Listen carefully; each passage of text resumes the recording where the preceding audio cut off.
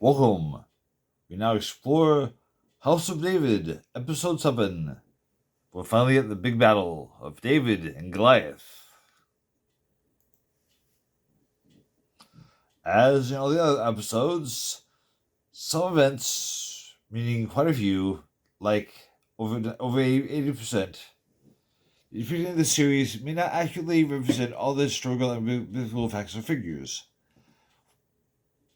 So recognize you're not watching a Bible story, you're watching a story based on, very loosely, a story in the Bible, with lots of other stories thrown in.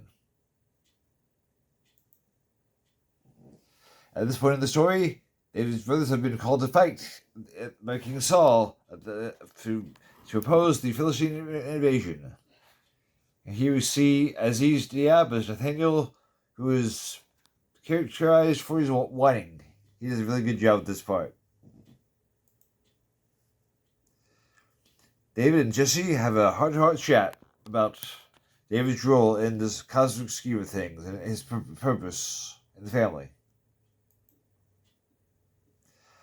After some discussions, the army of Israel gets organized, and they proceed to make their army camp. As Samuel talks with Jesse and David, the Philistine and Israeli armies face each other. There's a big scene with horses and armies, very impressive.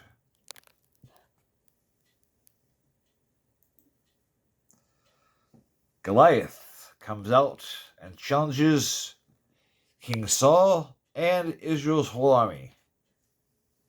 This is pretty much accurate to what he says in the Bible.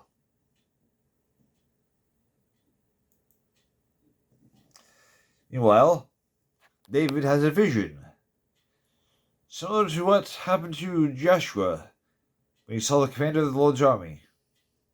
And David, at one point, relates about that encounter between Joshua and the commander, how he said, "I am not here on your side or the enemy's side.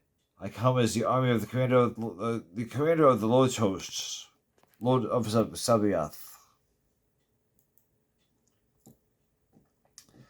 And then things slow down, and Samuel and David have a long talk, a fireside chat about finding God's purpose.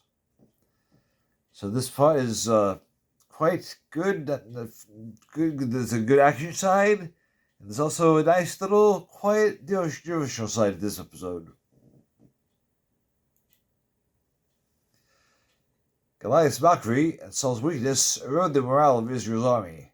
He comes out day after day after day and challenges them, and nobody is brave enough or bold enough to go fight him. Now, Jonathan attempts, but he's dissuaded by Abner. Meanwhile, Michael and Miriam leave Gibeah to go to the army camp. They think, maybe we can help. How likely is it that the princes of Saul's castle fortress would be able to leave without being noticed and go out to the enemy? Not very likely, but in this series, it happens.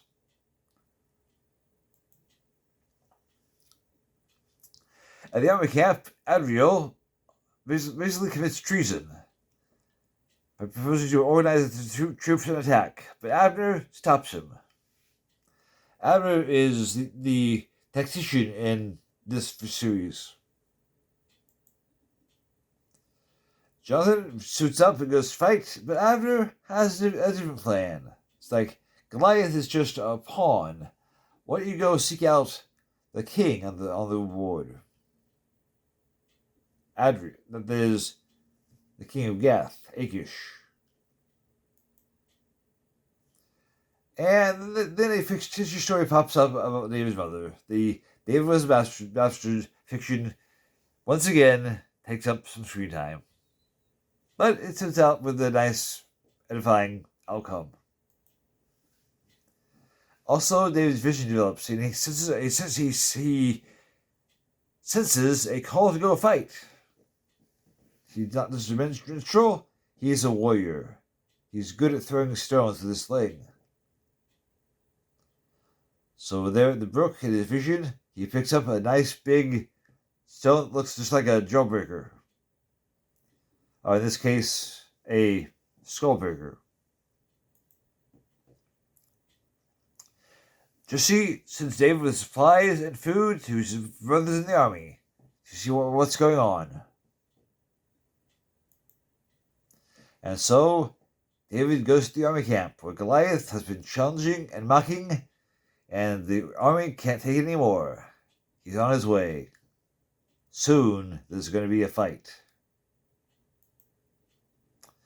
While lurking somewhere underneath a small mountain of sheer fiction, there is something that reminds me of characters in the Bible with the same names. The fictitious stories are edifying fantasies about what Goliath, Abner, Jesse, Samuel, and the others might have been doing before the battle in the Valley of Elah. High production values and plausibility of most embellishments compensate somewhat for all the fluff. So this is a pretty good episode, very well made. There's not a whole lot of Bible content, but what is there is, I would say, theoretically in harmony with the Bible, mostly. So stay tuned for the big finale in the next episode. The Lord is risen. Happy Easter. The Lord is risen. Christ the Lord is risen today. Alleluia.